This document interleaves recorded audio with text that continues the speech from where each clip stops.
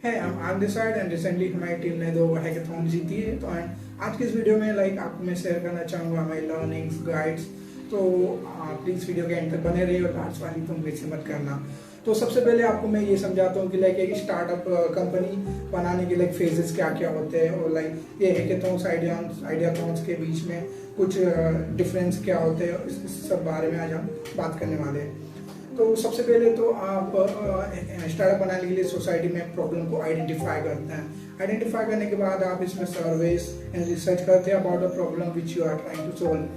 Step third आती है कि आप एक इनोवेटिव सोल्यूशन लेके आते हैं, उस जो प्रॉब्लम आपने आइडेंटिफाई की उसका जो ऑलरेडी सोल्यूशन है प्लस आपका सोल्यूशन क्या हो सकता है नया। It can be hardware, it can be software, anything it can be.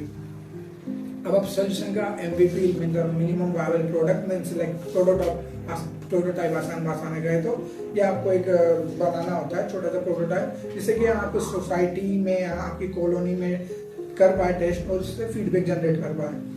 MVP से जो डेटा आपने गैदर किया है उससे फिर बाद में आप एनालिसिस करते हैं और उसका जो भी रिजल्ट आता है ट्रैक्शन आ रहा है, यूजर्स यूज कर रहे हैं आपके प्रोडक्ट को या नहीं, इस हिसाब से फिर आप आगे बढ़ते हैं। इसके आगे बढ़ने के बाद आप अच्छा कर रहा है परफॉर्म, तब तो आप और आगे स्केल करोगे, या तो फिर आपको करना पड़ेगा पिवट क्या होता है समझो। आपने जो भी फीडबैक गैदर की है अभी तक उनसे आप फीडबैक लेते हैं और आपका जो प्रोडक्ट है उसे और भी इम्प्रूव करते हैं। और आपके अमेजमेंट के लिए बता दूं कि 90% ऑफ द स्टार्टअप्स इस स्टेज पे आके फेल हो जाते हैं आफ्टर द प्रोटोटाइप टेस्टिंग कि सोसाइटी उसे एक्सेप्ट नहीं करती इस आइडिया को। तो अब आपको मैंने जो भी स्टार्टअप्स के बारे में समझाया उससे लेट्स हैकाथॉन से कंपेयर करते हैं। तो सबसे पहले आपको कुछ प्रॉब्लम स्टेटमेंट दिए जाएंगे, या तो वो इधर इट कैन बी फ्री वो आप पे भी डिपेंड कर सकता है, वो ऑर्गेनाइजर्स पे डिपेंड करता है कि वो कैसा रखना चाहते हैं, या वो खुद से प्रॉब्लम स्टेटमेंट देना चाहते हैं या आप पे फ्री छोड़ना चाहते हैं। ओके, स्टेप 2 में हम आते हैं कि इन प्रॉब्लम स्टेटमेंट पे आपको रिसर्च करके एक इनोवेटिव सोल्यूशन डेवलप करना होगा, तो इसे रेडी करना होगा। सोल्यूशन कैन भी इधर हार्डवेयर भी हो सकता है, सॉफ्टवेयर भी हो सकता है, ये उन पे डिपेंड करता है, आप पे डिपेंड करता है कि आप सोल्यूशन किस वे में उसका लाना चाहते हो। स्टेप 3 कि आपको उसकी PPT या पिच डेक रेडी करनी होगी, जो कि आप जजेस के सामने ऑफलाइन राउंड में प्रेजेंट करोगे। यहाँ तक जो भी राउंड था ऑनलाइन होता है, इसे आप ऑनलाइन सबमिट कर देते हैं PPT को। इफ सिलेक्टेड होते आपको अपना सोल्यूशन वेबसाइट या प्रोडक्ट जो भी है जजेस के सामने अच्छे से प्रेजेंट करना होगा। ठीक है, अब कैसे प्रेजेंट करें इसके लिए एक मैं डेडिकेटेड वीडियो ले आऊँगा अलग से। तो लेट्स आगे बढ़ते हैं। अब जो ये 3 स्टेप मैंने जो ऊपर बताया ये अप टू 6 स्टेप तक भी जा सकते हैं। ये ऑर्गेनाइजर्स पे डिपेंड करता है कि उन्हें कितने फिल्टर्स रखने हैं ताकि वो जो फाइनल स्टेप में सिलेक्ट कर सके। हैकाथॉन्स और आइडियाथॉन्स में बस इतना ही अंतर होता है कि हैकाथॉन्स में बहुत बार कोडिंग राउंड्स होते हैं, लाइव कोडिंग राउंड होते हैं 24 राउंड 48 आवर्स, और आइडिया राउंड में जो प्रोटोटाइप होता है वो एक ऑप्शनल चीज होता है। बट अगर आपके प्रोटोटाइप है आइडियाथॉन में तो आपको एक अलग से एज देगा।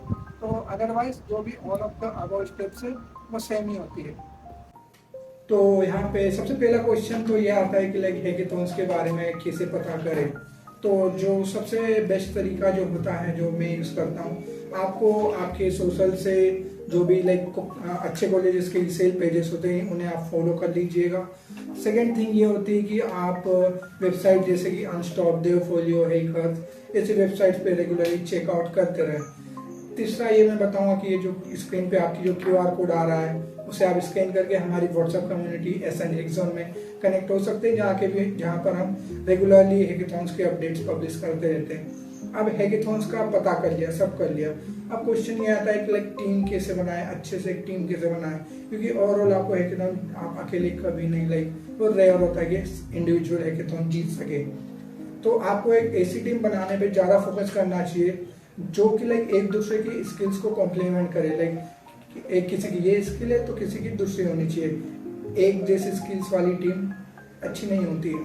तो आपको आपकी टीम में आप जैसे कि रख सकते हो स्किल सेट वाले लोग, जैसे कि कोई फ्रंट एंड करेगा, कोई बैक एंड करेगा, कोई PPT बनाने में अच्छा है, ग्राफिक डिजाइनिंग में अच्छा है, कोई अपनी जो प्रेजेंटेशन स्किल्स है वो अच्छा है। तो आपको एक ओवरऑल एक ऐसी टीम बनानी है 4 से 5 लोग की। ना पीपीटी प्रेजेंटेशन में स्टैंड आउट कैसे करें, how to stand out in your PPT presentation, क्योंकि एट द एंड यही मैटर करता है कि आपके आइडिया को कितने अच्छे से प्रेजेंट कर पा रहे हो जजेस के लिए। इसके लिए आपको एक विजुअली अपीलिंग पहली बात तो पीपीटी बनानी होगी जिसमें कि अच्छे से डेटा वेटा सब लिखा हुआ। अब पीपीटी बनाने के लिए चाहिए, उसके लिए एक मैं अलग से वीडियो ले आऊंगा। तो ना बात आती है कि उसे लाइक जजेस के सामने कैसे प्रेजेंट करे ताकि वो हमसे इम्प्रेस हो जाए। आपको सबसे पहले ना एक वीडियो के अंदर एक हुक डालनी होगी। हुक ये होता है कि आप उनका ना अटेंशन ग्रैब करते हैं। अटेंशन ग्रैब करने के लिए आप एक वीडियो की प्रेजेंटेशन की स्टार्टिंग एक थॉट प्रोवोकिंग क्वेश्चन से कर सकते हैं, या तो आप एक ह्यूमरफुल एक्ट भी कर सकते हैं ताकि आपका जो कोर ऑफ द आइडिया है उसे लाइक वो एक्ट में कैप्चर कर पाए। इससे आप रूम की स्पॉटलाइट बन जाओगे एंड सबका ध्यान आपकी की ओर होगा। फिर आपको मार्केट की जो करंट कंडीशन है वो बतानी है। फिर देन आपको आना है प्रॉब्लम पे फोकस करना है। देन इसके बाद आप सॉल्यूशन पे मूव ऑन कर सकते हैं। इस तरीके से आपको कुछ आइडिया को प्रेजेंट करना ये फॉर्मेट रहेगा। इसके बाद be ready to handle question from the जजेस। यहाँ टिप ये है कि अगर आप अच्छे से अपने प्रोटोटाइप एंड डेमो को बता देते हैं जजेस को, तो उनके माइंड में क्वेश्चंस के लिए ज़्यादा रूम नहीं रहेगा और आपको प्रोटोटाइप को वो अच्छे से समझ पाएंगे। क्वेश्चन ये आता है कि व्हाट आर जजेस looking into your hacking project. So basically ये डिपेंड करता है कि हैकेथॉन्स डिपेंड करता है, बट हैकेथॉन्स में हम ये जनरली की जजेस देखते हैं कि फिजिबिलिटी आइडिया की क्या है, इनोवेशन कितना है एंड वो स्केल कितना कर पाएगा इन फ्यूचर। सेकेंड क्वेश्चन है कि आपके हैकेथॉन आइडिया को विनिंग प्रोजेक्ट क्या बनाता है। As I told you before, आपका प्रोजेक्ट को innovation different style of pitch delivery, feasibility क्या है एंड ओवरऑल टीम का हार्डवर्क कितना आपने पुट इन किया है, ये सारी चीज़ें आपके आइडिया को एक डिफरेंट बनाती हैं। आपको क्यों हैकेथॉन्स में पार्टिसिपेट करना चाहिए? देखो, हैकेथॉन्स में पार्टिसिपेट करने के लिए आपको आपका नेटवर्क बढ़ेगा, आपको रियल वर्ल्ड प्रोजेक्ट बनाने कैसे बनते ये पता लगेगा, आपको प्रॉब्लम कैसे सॉल्व होती है वो पता लगेगा, आपकी सॉफ्ट स्किल जैसे पब्लिक स्पीकिंग, कॉन्फिडेंस ये बढ़ेगा। और एट द एंड पैसा तो किसी अच्छे नहीं लगता, तो लाइक पैसे मिलते हैं और ये सब गुडीज मिलते हैं। Now coming to a final and most awaited question कि क्या हमें हैकेथॉन करने के लिए कोई कोडिंग एक्सपीरियंस की नीड होती है हमें? आंसर है कि बल्कि मैंने आज तक 12 हैकेथॉन किए और आइडियोसॉन किए बिना प्रोग्रामिंग स्किल्स के किए और फाइनल राउंड तक गया हूँ। बहुत सारे हैकेथॉन में IIIT और RGP में फर्स्ट रनर अप भी हमें रहे। इसका मतलब ये नहीं कि आपको मैंने कुछ कंट्रीब्यूशन नहीं किया। इसका मीन से है कि मैंने team management, leadership, brainstorming, graphic designing ये सब चीज़ों पे मैंने फोकस किया। जैसे कि मैंने कहा कि हर एक मेंबर की टीम स्किल्स अलग अलग होनी चाहिए, इसलिए मैंने as a graphic designer contribute किया। इसी के साथ हम इसे एंड करते हैं वीडियो को। Thanks for watching my video.